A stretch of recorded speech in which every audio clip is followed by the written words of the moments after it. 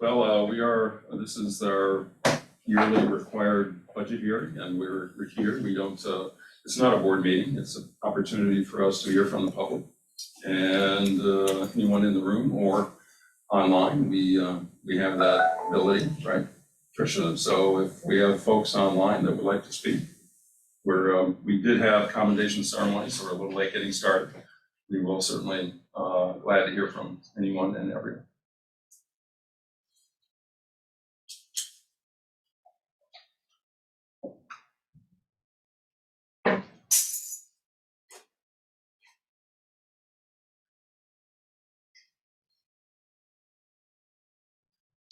Opportunity to hear from the public. We don't have a presentation, but we can certainly answer questions or concerns that are brought up. We've had an opportunity to talk to the public a bit, either individually or as we move around the community, and had a nice call today, talk today with someone who called in over the weekend. Always happy to talk about the budget. I agree. It's what we do, and your job and our obligation to talk about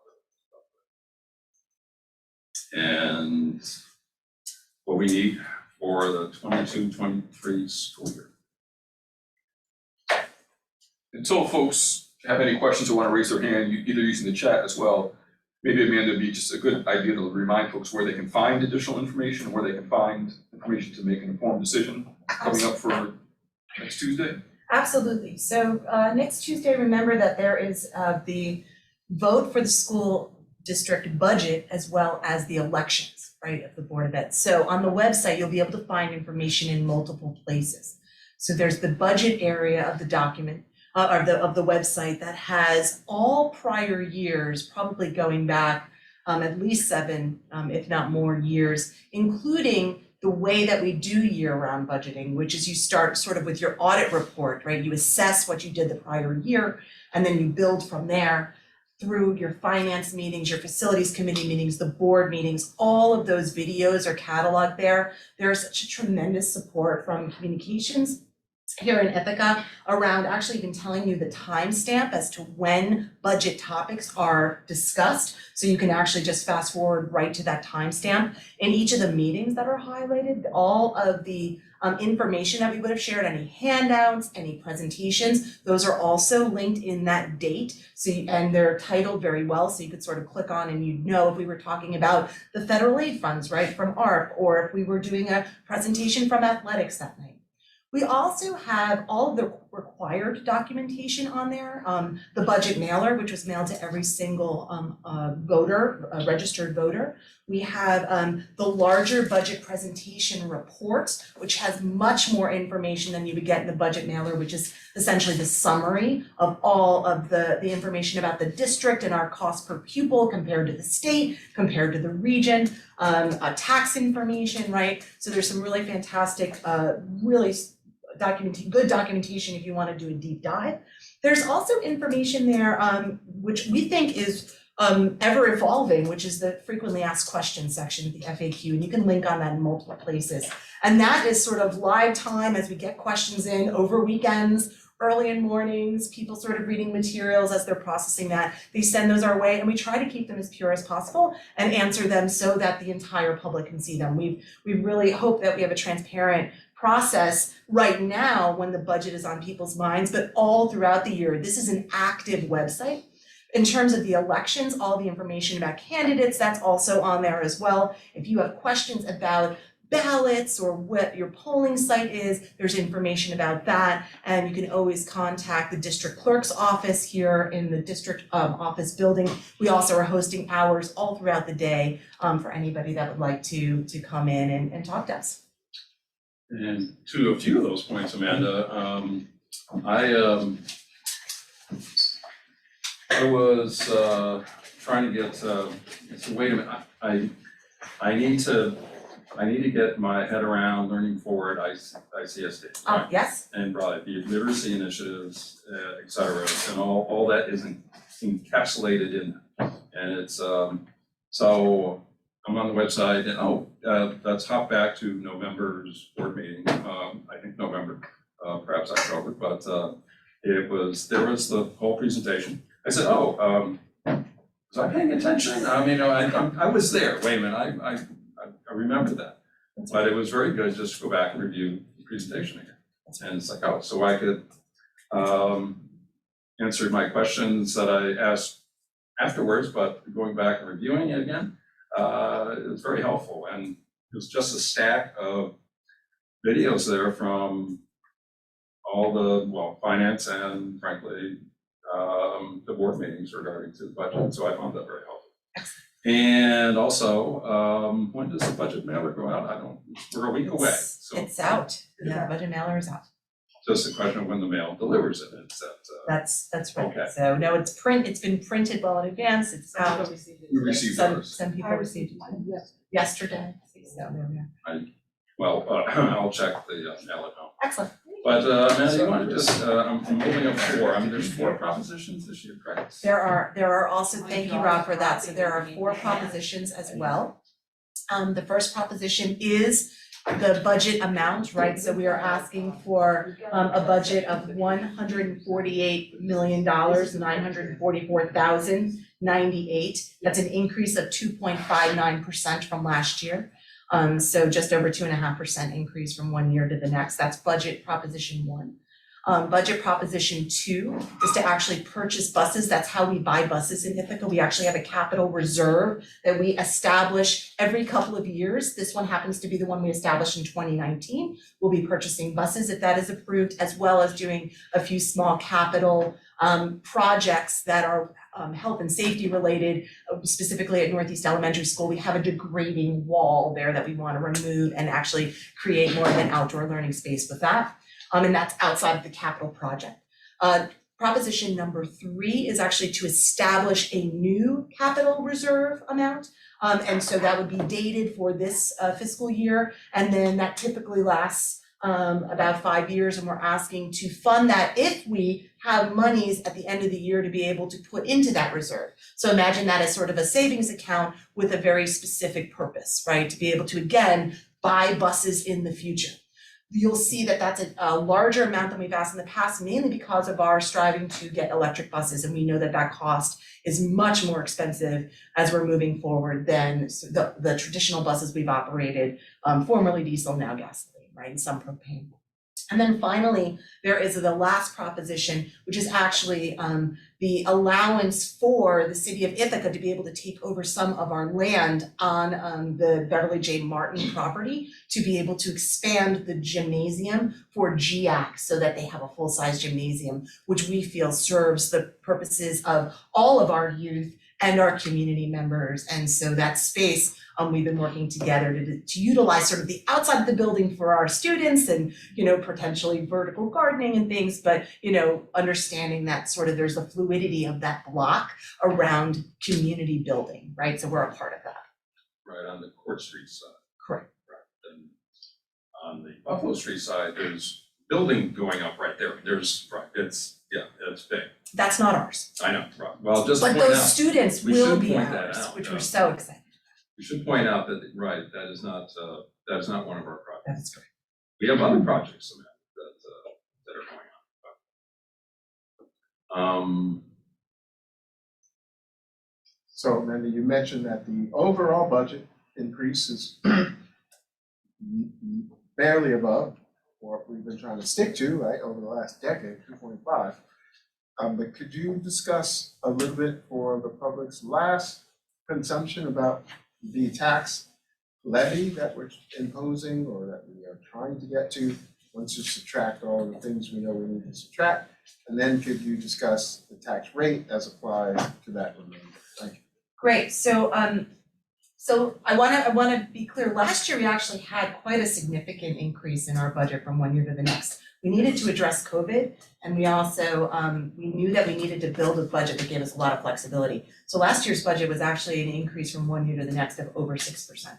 And this year, total, yeah. And so this year we are back, you're right, to the norm, right? We're back to that sort of like 2.5%, 3% that we sort of stay in that zone. We've maybe hit 4 here and there, depending on what our sort of our planning needs were, right? What contracts we were entering. That really is what drives the budget is our people. It's our bargained agreements. We have commitments to give salary increases. We have commitments to ensure that we keep our, elementary schools in our communities. We have commitments at the high school to offer beautiful course offerings. We have commitments to mental and emotional and social well-being, right? So there's a lot of that budget is actually incorporating for that 2.59%. To build a budget, you can't do that without recognizing what you need in terms of money coming in, right? A school district budget must be balanced. You must have monies that are revenue to match the expenditure, right? And so at the end of the year, what the audit report shows is how close did you get?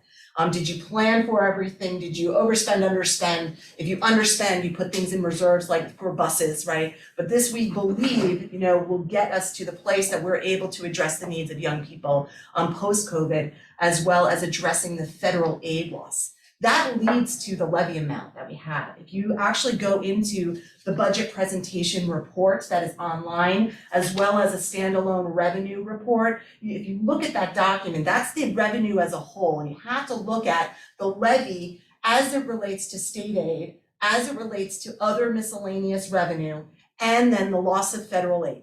And then the gap that we identify with all of those things, we fill with fund balance, which is our savings account, which we're doing as well. We're increasing that amount.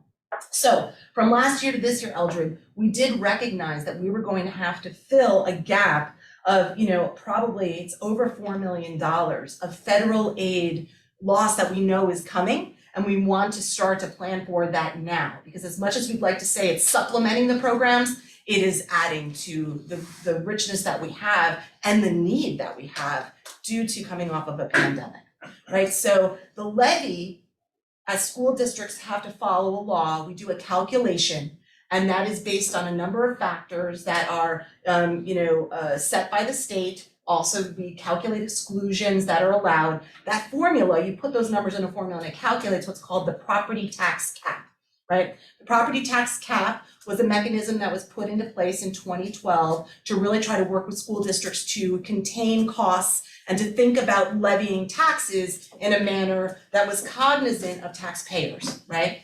And so it's misnomer, the 2% tax cap. There's a factor in that it's either 2% or less than 2%. That's where that name comes from. What we did was we calculated that. It's actually also in the budget presentation report. You can see what that number is. We recognize that revenue, that increase of the tax levy is not enough to sustain the operations, right? So we met with the county assessor and we said, okay, what is the total taxable value that we have in this community that you anticipate? And what would it look like if instead of going at the tax cap, we were able to levy more money? Would we impact the taxpayer's rate? The rate is what you pay as a homeowner. The rate is what you see on the tax bill. It's the amount of money you pay per $1,000 that your home is valued at, right? County assessor gave us information that said, look, there are many new builds, as you can see in Ithaca, that are coming onto the books. People are also getting reassessed, right? The average reassessed value for people is about $25,000 per homeowner. All over the community, Tompkins County, that is sort of the standard, right? So that raises the total assessed value, the new builds, all the ways that we, the things that we can tax, and then our house costs, that goes into the taxable value.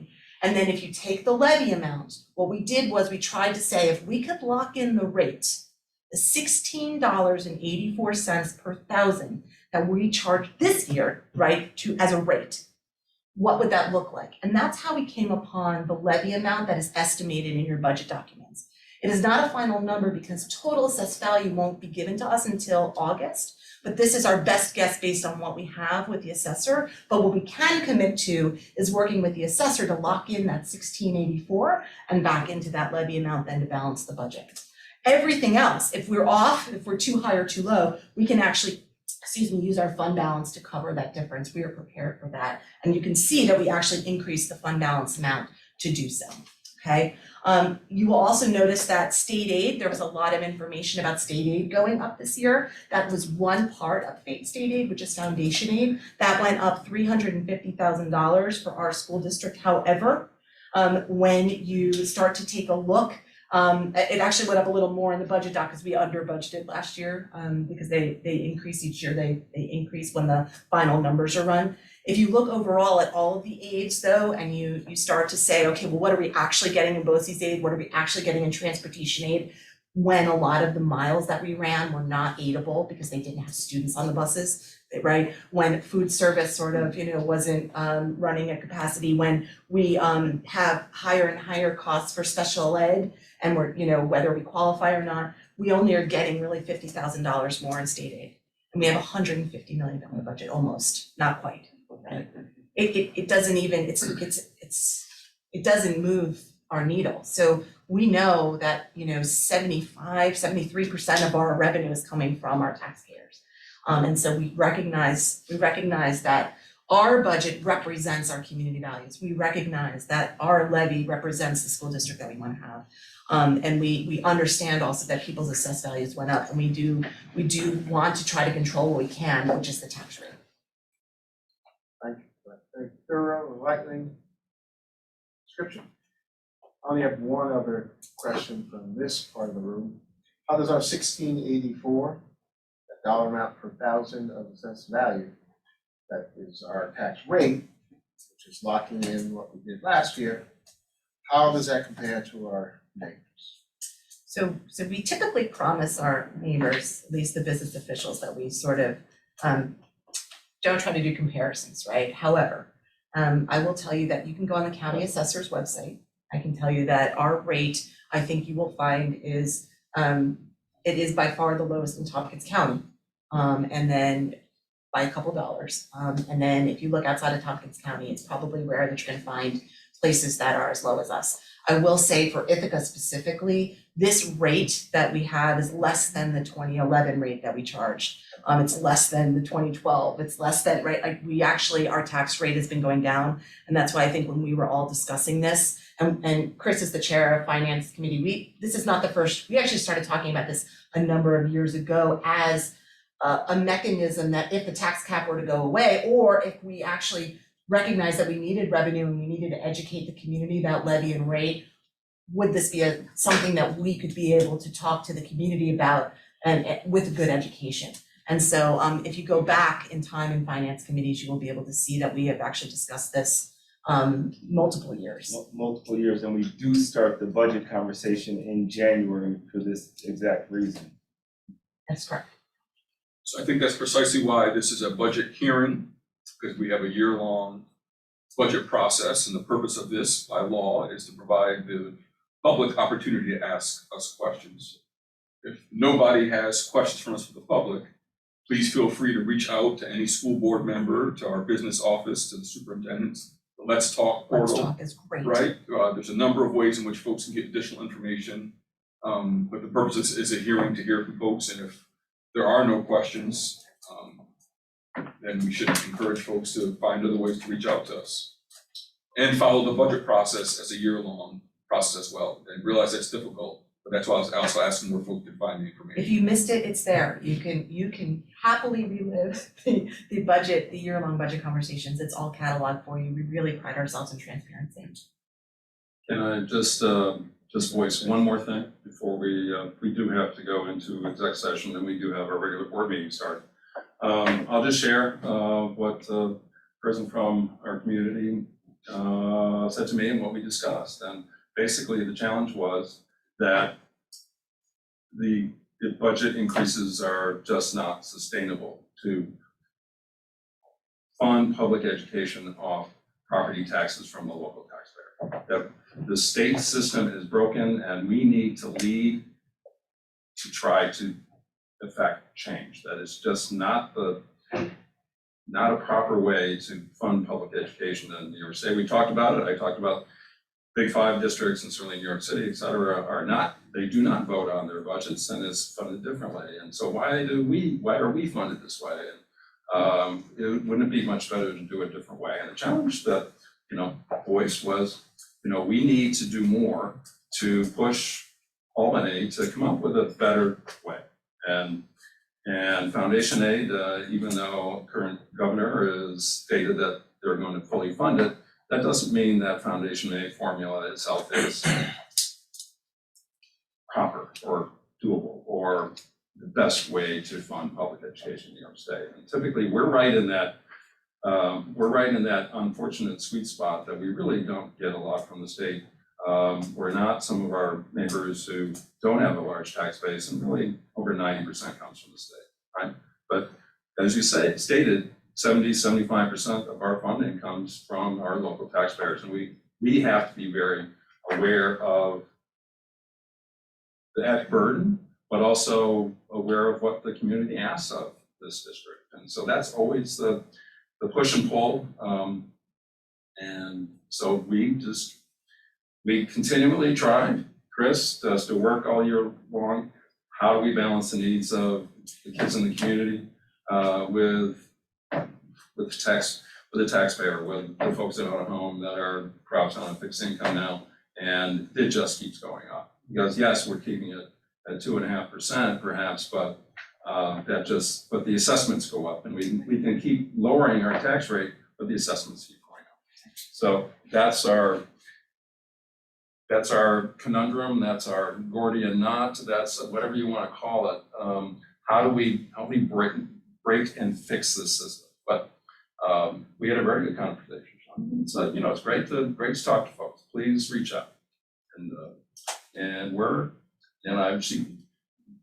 basically said we've been dealing with this for a long time, and I understand your frustrations, and we all do. And but this is the best budget we can put together for the kids and this community, and we'll see what happens, I guess, a week from tonight, and we'll go from there. Are we good? I think we're good, and we're going to close the public hearing, and I'm going to open our Board of Education meeting, which opens right now. We do have a quorum in person. We need at least 5, and we have more than that. And I'll entertain motions to go into exec session because I believe we need to do so.